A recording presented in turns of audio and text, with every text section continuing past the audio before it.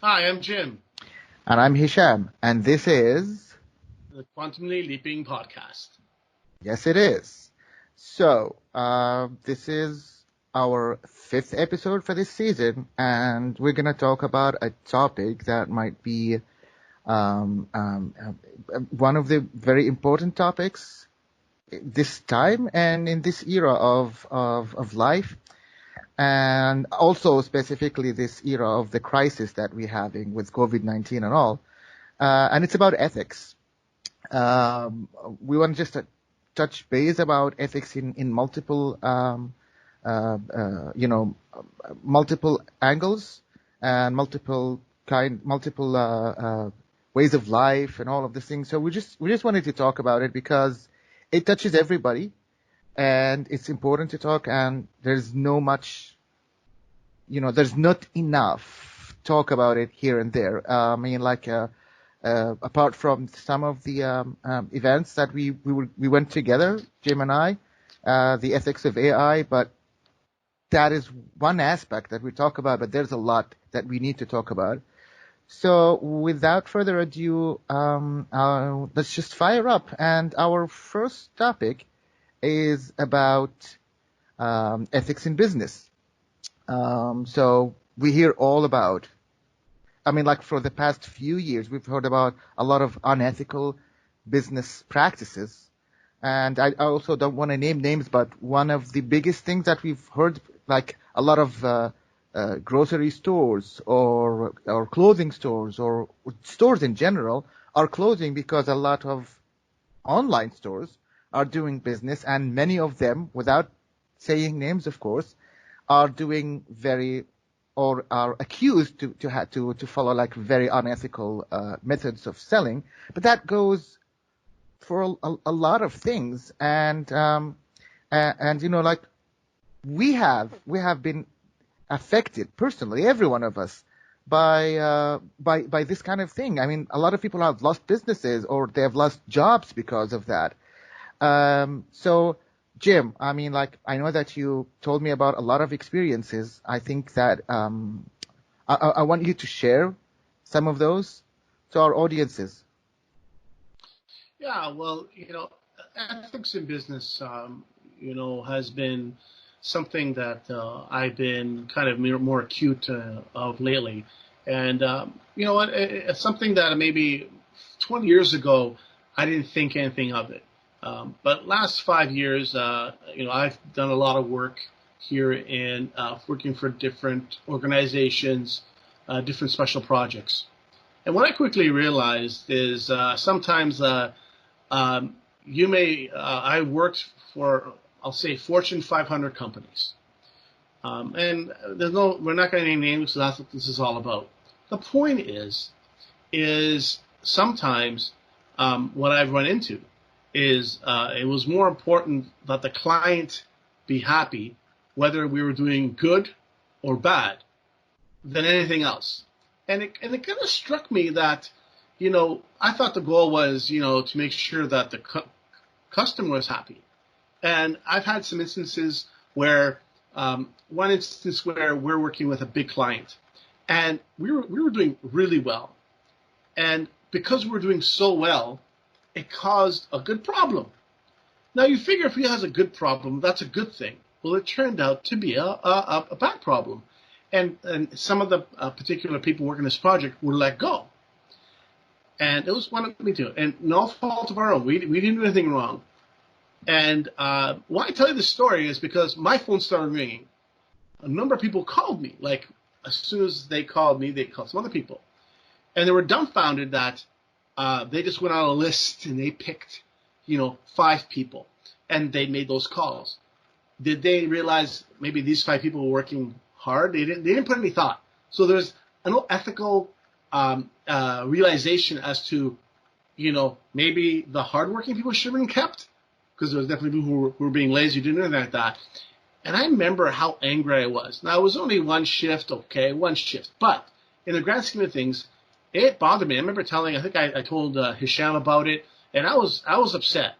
And why? Because we didn't do anything wrong. We hit our targets, but we we did too good of a job. Not getting into the details, and then other small instances have occurred, which have slighted me. And I'm a human being. I have a pulse. Last time I checked, and it really made me realize. And this is why I started digging into ethics. And I'll talk more about it here in about 10 minutes on a particular topic we'll be sharing here shortly. That sometimes businesses are not running ethically. And one example I'm going to parlay now into is during this COVID time we are facing. Many landlords now are not working with their clients who are, say, front end businesses to make sure to keep them alive. The government has come in with some financial incentives, and with my own ears, I heard numerous times that the landlords are not partaking in it due to this and this reason. And it was hard. Like, these businesses have been there 15, 20 years paying their rent every month on the month. But because of this situation, they decided that they're not going to participate in the government's thing, which falls into ethical and loyalty. And I was bothered, and I have nothing to do with these businesses. I'm just merely a consumer listening to it. And I told Hisham this the next day, and we're like, wow. Like someone's been paying their bills for 20 years, and all of a sudden they need some leeway, or the government has a program paid 75% of their rent, and they only have to pay 25% for a few months, something of that nature, and they're not willing to help out. That's pretty unethical, and so I'll throw it back to you, Hisham. Yeah, I mean, like I think the things with landlords goes back to a lot. Like, I've been into many places, and when you stay a long time, and because they cannot raise your rent for more than a specific percentage, Yes. if you're already there, some of them go, and I've been a victim of that. Some of them go too far to make problems with you, so that they will kick you out, or they will just pressure you to leave, so that they can actually, rent it for a new one with like double the price or anything like that. But okay, like, now we are in a crisis, as you said. It's different. It's not just about competition. It's about putting people out in this kind of a crisis, and it's very unethical. But when I look at it, here's the thing.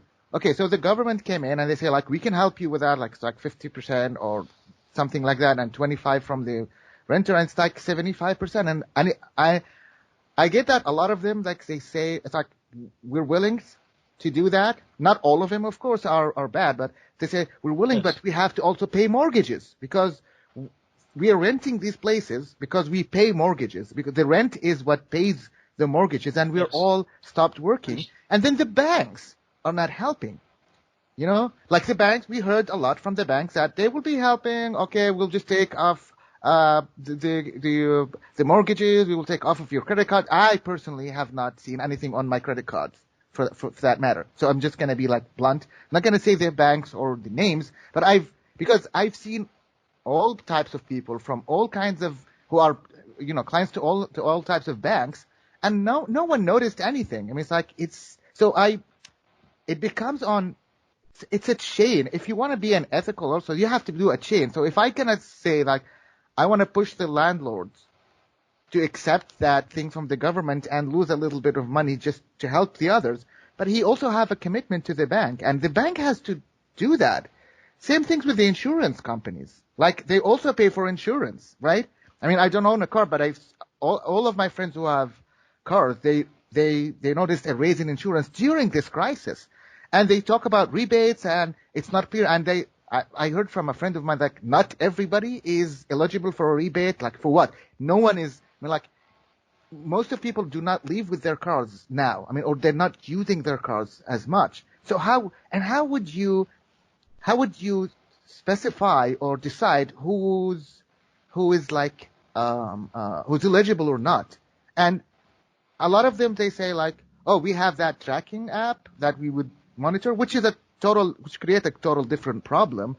And we were going to talk about something like in our privacy, but ethically, like, are you gonna judge me if I joined with this app and I gave you my data, am I going to be more eligible because someone chose their own privacy, and they don't want to, they don't want to join with your app to track them? I mean, like, so it's a chain, I believe, of a lot of things. You cannot blame one person in the middle and not trace it back to all of this. We're all into this together. I mean, like, we've seen even big people in politics, get that disease, and some of them actually died. Some of them were this close to die. So it is not. So I mean, like, the owners of those companies or the CEOs might get that disease. I mean, like, it is not just about morals, just morals. This is a huge thing. We're all into this together. But I also think that which is going to lead me to our next topic. It's about how you strike those deals. I mean, like, whether it's the government or those banks or those landlords or whatever, how do you negotiate something like that? Because we say that the government is trying to help, fine, but they have to negotiate that, because it's obvious to me that they say we're helping, but when you see that the landlords or the banks coming and say, like, we're not, that's an optional thing, and we did not do any specific negotiations about it or any deals with the government. So that leads me to also the ethics of negotiating. Negotiating deals is very important, because you cannot just promise people and tell them, okay, I put the money there and I'm relying on those people's morals. There has to be some negotiations, some deals. And I'm going to leave this now to you, because I know that you've had that course or the book about ethics of negotiations, and I would like you to share thoughts about that to our audience. Yeah, so thank you. I'll make this quick. So I actually took a course, Ethics and Negotiations, earlier this year. It's part 1. Part 2 is in the advanced, which I'm going to be taking shortly. It was a very powerful course. It dealt with a lot of really real-world case studies. From a lawyer who's looking out for his client. His client, say, was a place that housed individuals who were low-income individuals, and they wanted to build a condo. And it was. I thought when I first started, this was going to be, no meat to this. It was a powerful course to take. At the end of the day, what happens is in ethics, specifically, say I'm going to use a bank. I'm not going to name a bank, but I'll say the banks. If you picture a bank, what their prerogative is to watch their bottom line. They're locking into worrying about their business client amongst thousands of clients. You know what? They actually don't care. I honestly tell you, because their goal is they've got to make sure they do their job, because they have their boss on top of them, right, watching them. And they morally, believe me, they may be a sign-minded body, don't care.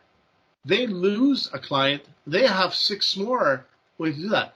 So when you take the point of view of I am the bank and I'm going to lose this client who's a flower shop even for 15 years, really I can replace that client with 6 clients I have here in my next itinerary. So it was a very powerful perspective.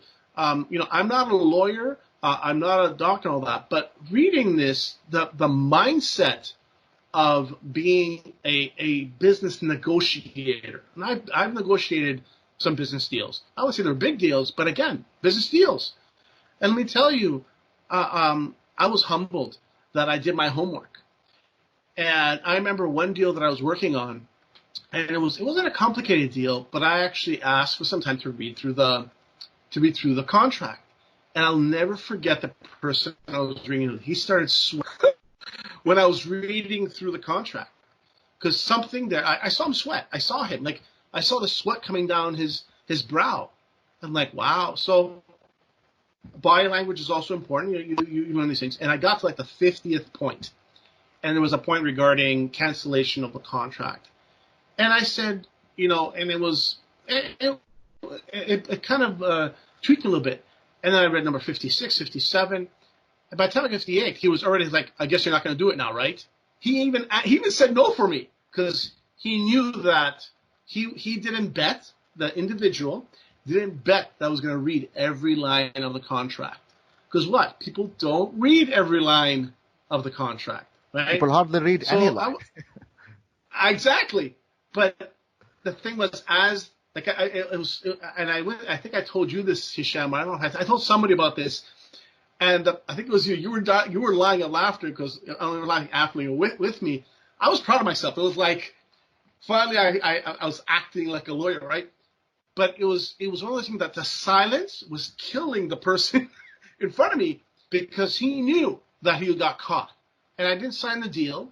And he said no from before I said no. And I was like, wow, why? Oh, because you thought I wasn't going to read it. And he says, no. Oh, that's why you're sweating. I was sweating, and he took a thing. I go, well, body language doesn't lie, my friend. And it's really sad that you'd stoop this low. Because I had a little bit of relationship with him. And it was sad that he'd stoop so low and would not be honest. But the time I took, the extra 5 minutes I took to read this contract, right? Now, why I give you this example is because ethics in negotiations have it. I'm going to give you a second example because this is powerful. Recently, the teachers here in Toronto, all levels, high school students, elementary school students, were all in heavy negotiations, and it was ugly. Okay, ladies and gentlemen, ugly mudslinging, and Hisham is shaking his head. Okay, now why I tell you this is because I have a bunch of neighbors of mine who are principals, teachers, and I have a community of teachers and all that. And my mom was an educational assistant, so she was involved in the system for 30 years. Now, I took interest in this because what was happening is the teachers were fighting the future. They were fighting this in-classroom training. Now, this is before COVID. Just bear with me here. This is before COVID, okay? Now, what I'm saying is that many of you know now how important the online has become, not just in schools but in business. Now, it was brutal. Like they were negotiating, they were taking. Whoops, oh, it's okay. Something fell. It's okay. They were taking one-day strikes. Now, fast forward, COVID happened. Okay, what happened? Online training had to happen. Third, it did. Okay, how quickly? Now, the Minister of Education was very, very, very lucky on this because COVID happened. Fourth, they just renewed their contracts. 97% for the secondary school and 94% for the elementary school teachers agreed to the deal. Why? Unfortunately, the teachers had no leg to stand on because, unfortunately, COVID happened, and what happened? Online training had to happen. Nobody went on TV. I checked the internet. None of the presidents of any of the unions went on TV anywhere, made many statements, and I actually emailed to find out. Why? Because they lost all their ethical purpose towards the deal. So they had to deal. So once you remove that main block that they were fighting for, it got removed. They had nothing to stand upon. Listen, I was for the teachers. Our teachers are teaching the future students. But ethics sometimes deals with something of a silver lining. And they were fighting for that silver lining because they knew it would happen. Honestly, they knew it was going to happen eventually. But they didn't want to give in. But the government ended up, it was ugly. They were taking one day off union strikes every week for like 3 months. But what happened? 2 weeks ago, 97% approval, 92% approval in the contract. And I just shook my head. I said, see, exactly. One thing that they were fighting for now. So I want to share these two examples because, see, ethics happens every day on a high level and on a low level. People negotiating for homes right now have lost a little bit of their negotiation because of what's happening. So I felt these two cases kind of bring a little bit of framework of what ethics in negotiation is. So I throw it back to you, Hisham. Thank you. Yeah, and I would say that, of course, we're not again. My mother was a teacher, and my aunt was a teacher. couple of my uncles were teachers. I know how hard Yeah. and difficult Yeah. their job is. Yeah. I just want to add one thing. I'm not picking on any other side. Yeah. I mean, I'm just giving this, ladies and gentlemen, as a case study. That's all I'm saying. As a case study. That's all. Exactly. But okay? my point is, those are the people who are teaching. And I think it's also because this should be a lesson to us, what happened in COVID and what happened in the education, because this should be in our education system as well. We should teach ethics in general, and we should get examples like ethics of negotiating. That example, what happened with the Ministry of Education and the teachers and all. It's the teacher's job right now to learn those lessons and to teach it. We don't want to get rid of you. We don't, and I don't think that online teaching is going to replace the one-on-one or person teaching. I don't want it to do that, but we should know that this is something that is going to happen. We should negotiate how the transition is going to happen without, affecting our students, without affecting our lives, without affecting our teachers. And I hope that same is going to happen for right now within this crisis with banks and insurance companies and all of those who are not really cooperating with this crisis, because it's not just about losing a client. It's about losing your whole base of business, because people are going to wake up from this crisis and they're not going to they're going to be unforgiving for what happened to them. And I'm sure there's going to be a lot of changes after that. But let's hope that this is going to be this thing is going to be a big lesson for us all going forward. And moving to our next topic, because we were talking about ethics in negotiation, which leads us also to the ethics of sales and marketing, because any sale, any marketing, any deal you've done has to have a sales and marketing before that. And there are ethics also very well to that. You see those, I'm not going to say anything.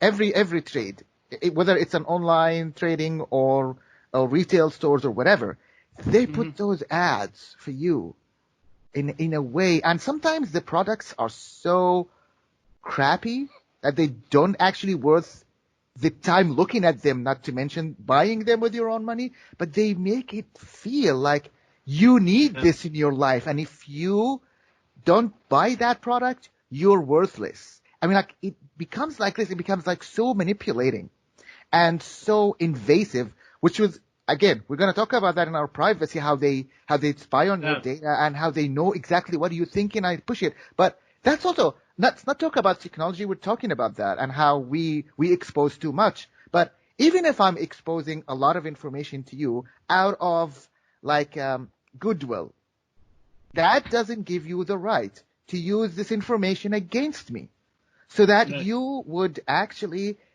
I don't know, brainwash me or hypnotize me, digitally hypnotize me sometimes, that I need this product or else I'm worthless.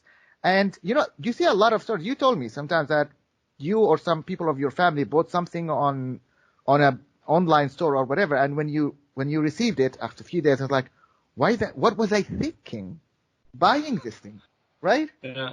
I mean, it happens. Yeah, it has. I mean, so I'll give you a quick story. I'll give you a personal story, ladies and gentlemen. So about 4 weeks ago, I got a new client. I sell some email marketing software. So I got this new client, and he was happy. He was excited. And I've been representing this product for 8 years. So I have an onboarding process, and I've been doing it, and it's very thorough, very important. So I had him, and he was on target, and we had one phone conversation, and he was on board. Then a week later, the next week, I called him again, and then he was putting me off. Well, one day, a second day, and then the third day, he says, listen, I'm not sure now. I'm like, wow, what happened in a week? Now, yes, we're in the middle of COVID. He has an essential business, and he had some previous bad experiences using some of the services. Now, I can't speak to those services because I wasn't there, and that's not my business. So the third week, I phoned up Hisham. I said, Hisham, could you help me out? Because Hisham has stepped in, and we have worked on some clients because Hisham has experience with the food industry. So, and SEO and things like that. So we set up a phone call. Hisham says, sure, I have a little time on my schedule. I said, great, thank you very much. We set it up. He didn't show. And then he sends me a text the next day, a long text, saying, blah, blah, blah, I fell asleep. I think this is not going to work for me, and I'm going to get my money back. So at the end of the day, I do make money, obviously, from him keeping the service. But ethically, ladies and gentlemen, I was okay about it. Because two things. Do I really want a pain-in-the-ass client who's going to fight me all day? Or, ethically, should he leave? Ethically, I want the money. Yes, money is money. But I had, I think, a dilemma. Do I engage him? And I did not. I let it go. I didn't even respond. He quit. I got the letter that he quit. Now, the whole story about this is that, what happened in 3 weeks that turned him around so quickly? Well, I followed my process. It's foolproof. But if he's not going to buy in, right? The second thing is I do a lot of sales and marketing here in Toronto. Quick story, Hisham. And so I have a product that I do, and it's a magazine. It's an amazing magazine. I actually read the magazine. It's fantastic. 2 types of magazines. One's about food, one's about adventure. So the predication is I read this cover to cover. So I was distributing this magazine, and people saying, ask me what about. So I would tell them. My coworker during her break approached me and goes, wow, what are you telling people that it's flying out of your hands? Well, I go, well, did you read the magazine? She says, no. I said, why not? Why should I? Like, that was her attitude. And she and her energy and all that. I go, listen, you have a moral and ethical responsibility to be authentic and truthful to that. You're selling not just the product, you're selling yourself. You're getting I'm not paid selling for that. me. Yeah, I'm not selling me. I'm like, as you see, she was younger than me. And when I explained to her, and I said to her, it's not selling you, but it's selling them the vision of what this magazine, and this magazine's been around a long time. I'm telling you, I'm not sugarcoating it. It's a great magazine. The content is top notch. I mean, I have magazines right here behind me. I mean, that's how good it is. So the press is that ethically, my ethical responsibility is that I am selling not just the magazine, I'm selling me. I'm representing this magazine. And the more you believe in that, the quicker you set it out. So people always tell me how passionate you are. Oh, I always hear how determined. People tell me, oh, I don't worry about your confidence. Someone 3 days ago says, I don't have to worry about you with your confidence. Don't say that to me, and not arrogantly, but they said it because they know of me. Now, the context why I'm telling you this is that ethics may seem like, again, a silver lining in a whole grand thing, but we have the moral and ethical responsibility to get behind what we want, whether it's our life, our career, what we do. And you'd be surprised. This podcast that we're doing, well, people are beginning to notice. I'm getting emails. I'm getting compliments. People are listening to it, right? That's a good thing because I believe in this. I believe in this. So I hope these kind of quick 2 stories say how important ethics is in our daily life. So I'll throw it back to you, Hisham. Thanks for letting me share. And it's good that you talk about the story about this girl from the magazine, because a part of it is me as a worker. I'm getting paid for that, and ethically I have to do my job. But there's also I want to talk about the other part as the employer to the employee, right? Like there is a big online comment. I'm not going to say the name, but I used to buy a lot from this online store, and I stopped like 4 years ago because I've heard that they were treating their workers badly, specifically in times where there's high sales and they deliver a lot of things, like in Black Friday or Christmas or anything, that their employees, their low level workers, the ones who are working, those poor guys who are working in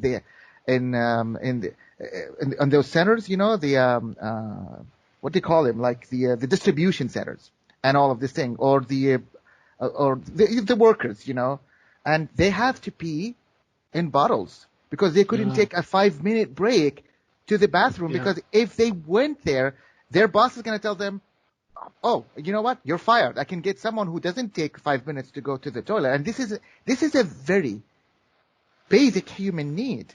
And when I've heard about that, I mean, it doesn't affect me because it doesn't affect me from the point of they're selling me what I need or what I don't, because I passed that and I know how these algorithms work and I'm very careful about it. But I stopped buying from them for like the past 4 years, because I didn't want to give money. It doesn't matter if it's only me, and I know that I'm not judging people who are still buying or something.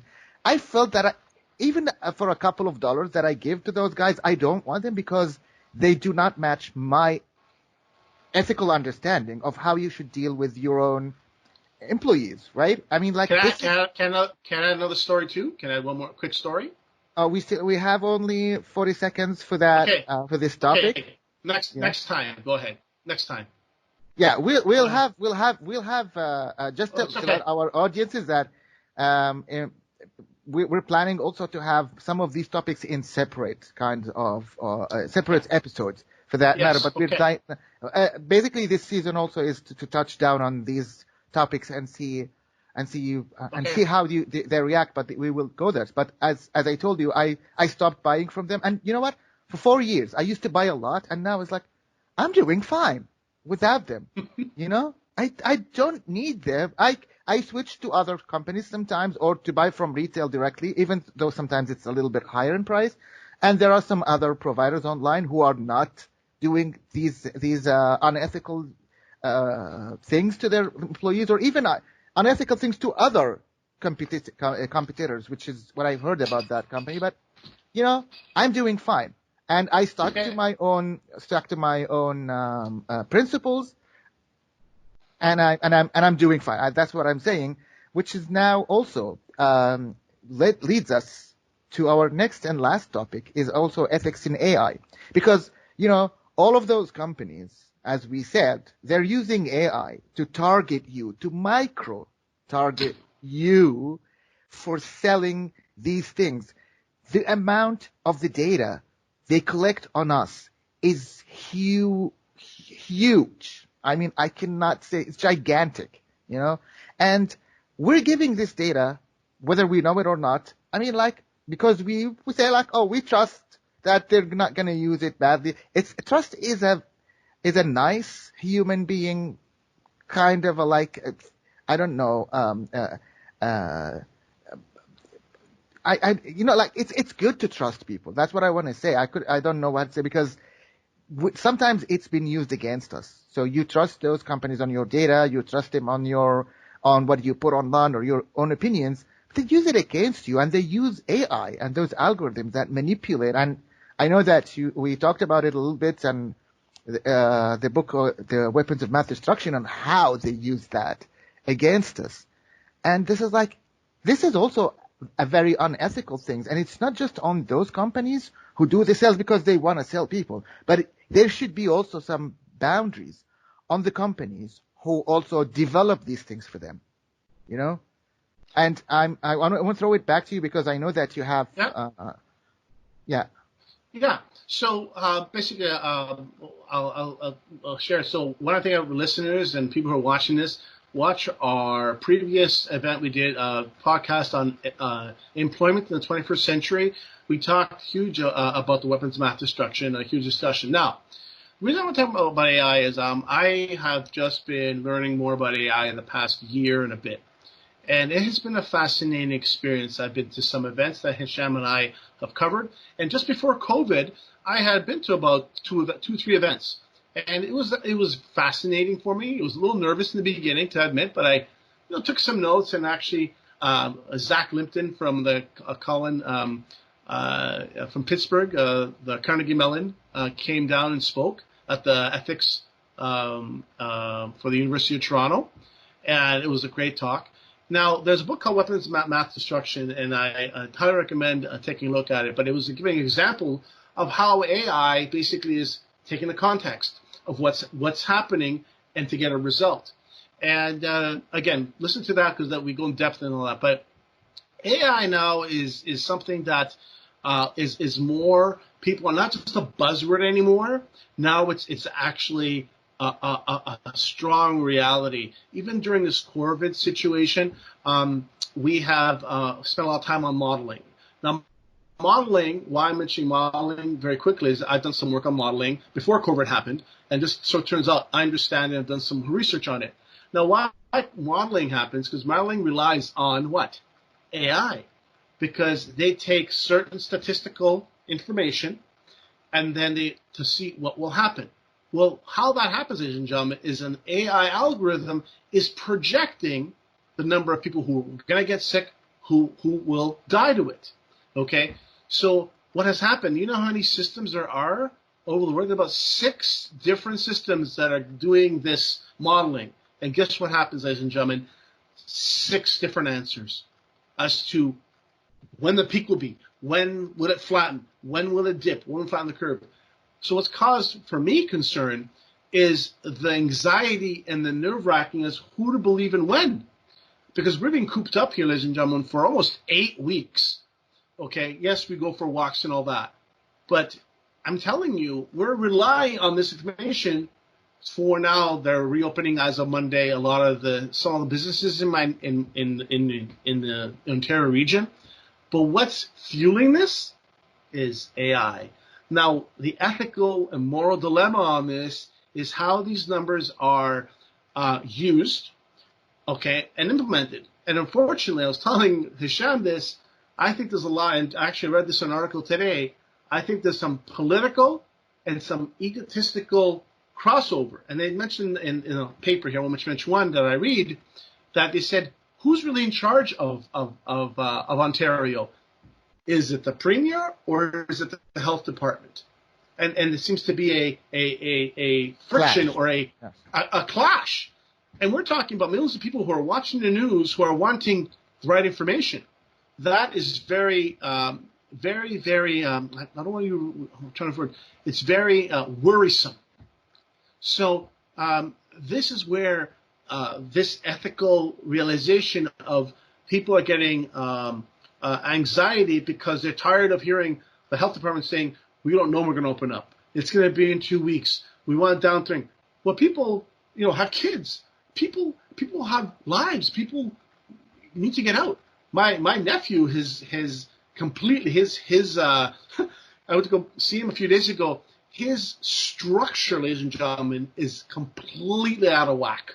Okay, he has no idea when morning, night, or evening is because he's not going to school. He doesn't have that. Well, let's say he has some structure, but not the solid structure that he had, and it's affecting his parents. They have a newborn now, so this is where ethics, ladies and gentlemen, is so important, and has other issues attached to it. But ethically, there's a responsibility there that sometimes causes people to clash.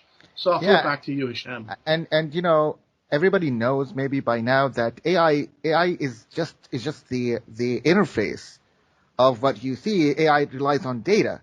And it's the way that we collect this data, or we put that data, or we feed it to that AI is also a big deal. So we see that a lot of countries don't collect their data very well. Specifically, let's talk about COVID-19, and because their healthcare system is broken, or because there are a lot of political reasons that they don't want to tell the data.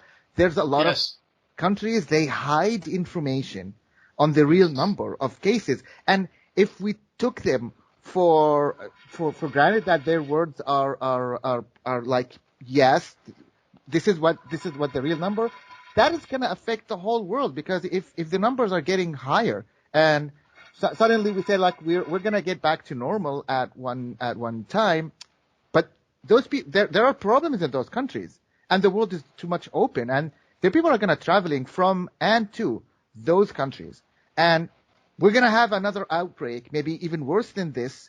So ethically talking, like data that we provide into AI, whether it's for the sales that they took our private data and used it against us. We know that some companies like Cambridge Analytica and all used people's data against them to sway them in elections. We know that now there are people are hiding information, or countries are hiding information about the real number of cases, which will affect everyone. It is not just going to affect an election in one country or in one place of the world, but that's going to happen to all the world. So So it's very important that people realize this, and they should start because I know that there's a lot of fear about AI and a lot of fear about, my privacy and how they collect. Data collection is happening, and it's not going to stop. Yeah. It's up to us to push those ethics on how do you collect data, how transparent this data is, and how no matter what political climate it is or what political party is in power, the accuracy of this data should not be anywhere near negotiating. Should we put it out or should we not? That shouldn't happen in any case, And I think it's not just on the people who develop this information, but it's on everybody, because it's our data at the end of the day. We should be the ones who own the data. We should be the ones who decide how those companies use it, or how even for the people who live in governments that hide the data, how their governments are dealing with or hiding them from the whole world. It's not about you now. It's not about your political image. It's everybody, Yeah. And It's a powerful thing, and I'm glad you mentioned that. And we're not talking. The conversation here is a general conversation. But listen, let me tell you something. I know I said earlier about a year and a half that I've been really studying AI, but AI has been around. We have been tracked what we take out of the library. We have been tracked what we shop online. It has been around, and why I tell you this is because of what I've learned. I've had some really interesting conversations with individuals, and I always tell Hisham this because here it is. There's a saying, knowledge is power. I know it's a catchphrase and all this, but sometimes knowledge is a powerful tool, because if you know what you're talking about, and I've had some people who have really challenged me on not just what I know, but how am I coming to this? And what I can tell you this is what I explained to very quickly is that, I was actually doing modeling 3 months ago on a little personal pet project I was working on with 2 sports teams. I never realized how important that little exercise was going to be now, and what's happening now with bigger data. But it's the same thing. Whatever data you're putting in, that's what you're going to get out, right? So this is why this is such a powerful show. That doesn't matter about your political climate. And there has been serious writings online in the newspapers about the false numbers of deaths here in Toronto in certain institutions that have to be reporting. Even in the United States, in a particular state, Florida, because of a lot of people traveling in and out of Florida who may not live in Florida, the deaths are actually being underreported because the department in the health department is using professional and legalese to delay that, because they know where everybody comes from the driver's license, right? So they know the numbers, but they refuse to release the numbers. Okay, I know I'm picking on a state here, but the reality is it was fascinating to listen that they were using all this professional legal speak. At the end of the day, they know what the numbers are, but they don't want to release them because people were partying in the Florida beaches a few weeks ago. So the numbers are higher than they're shown to be. Again, an ethical and moral dilemma. I'm sorry I picked on Florida, but this is fresh. This is in the news. And this is also in Ontario within our long-term homes. I'm going to mention it. There's been serious issues. So these are all real-world contextual case studies that are going to be studied for a very long time, let me tell you, after this is over. So I'll throw it back to you, Michelle. Yeah, but we always say in the IT world, specifically in the AI world, because it depends on data, we all say crap in, crap out. I mean, we don't use the word crap, but I just wanna. I'm putting my filter on. I'm putting my public speaking filter on my mouth right now. But it's really crap in, crap out. If AI and machines are not biased by nature, they don't know what bias is. Mm-hmm. We are the ones who are biased. We are the ones who have these motivations, whether they are political motivations or social motivations or whatever, and they inherit that from us, Yeah. Yeah. So Yeah, and I think one thing I'm going to say is the weapons of mass destruction. Why we keep mentioning this book? There's a tremendous story that about the board education system in a particular state that used AI, and it was actually sort of faulty information. Listen to the podcast. We go into the so it was a powerful example because it was about employment in the 21st century, but it was also ethical and a lot of other topics. So listen to that podcast, ladies and gentlemen. I know we're plugging another podcast, but we go in depth about what happened there. yeah, and I would also say that our audience, our loyal audience, should also listen to our next podcast, which is about privacy. It's also very connected to this one, and specifically now everybody's sitting at home, everybody's on the internet, they're doing more gaming or watching a lot of stuff, and all of this is data or private data, and I think it's our part of our responsibility to tell people that whatever you share we have a lot to talk about there. I'm actually collecting data. I just told Hashem before we came on air. I'm actually collecting data, articles and all that. So I'm really into this. I can tell you, ladies and gentlemen, that Hisham and I, just to reveal a little more about what we do here, is we put work into this podcast. Before we come on, we come up with a synopsis of what we're going to talk about. We talk about it for a little bit. So we are giving you, actual active information that is very authentic and truthful. I'm telling you. The reason we want to be respectful is we don't mention names here because obviously we're very respectful of organizations.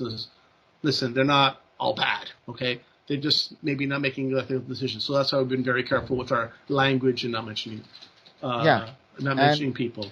And as we also say in the tech world, if you share, it's out there.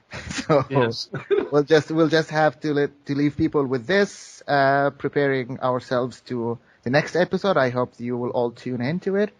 And again, I know that we talked shortly about these 4 topics, and people may want us to talk more about them, but as we said, this is only season 1, and we plan on go in deep into some of the other topics, maybe this season or even season 2. But we wanted to touch base on this, and these episodes, while we're doing during this crisis, we just wanted to get on with and to tell it and to compare with these topics and what's happening in this crisis. But in the future, we will have more deep dives on those.